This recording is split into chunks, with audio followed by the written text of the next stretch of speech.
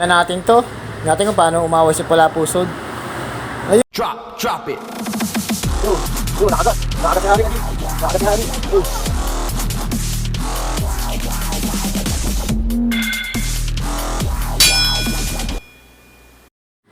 Yun, what's up mga kaji? Welcome back sa ating YouTube channel.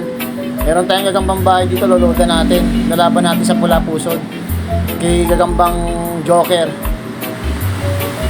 Tingnan natin kung paano umaway si gagambang Joker mga kaji. Pula Pusod natin. Yan, gagambang bahay. Laban natin. G7 ang ano. Malaki masyado yung Pula Pusod.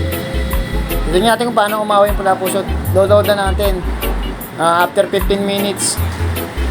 Nagkapambahay lang may load dito kaji ha. Ayan, pakita ko sa inyo paano ako mag-load. Mga baguhan dyan para makita nyo paano ako mag-load. Yan. Pointing lang, konting-konti lang. Yan kaji, kitang-kita nyo naman yan. Konting-konti lang para hindi ma-OD. Depende rin sa laki yan ng gagamba. Konting tip lang kaji. Yan. Ito yung kalaban niya. Yung gagamba nating Pula Pusod. Yan. Ganda ng marking yan. Parang Joker.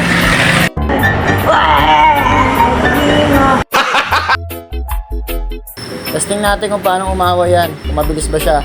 Tapos, tatry din natin laban sa maliit na masbate. Hanap tayo ng tangkal din. Game na kagad ka, G. Game na natin to. Tignan natin kung paano umaway si Pula Pusod. Ayun! Huli ka agad, mga idol.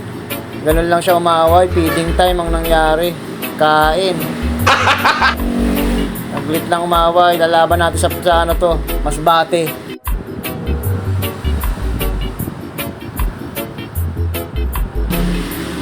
Yan, hanggang dito na lang kayo. Maraming salamat sa mga nanood. Ingat palagi.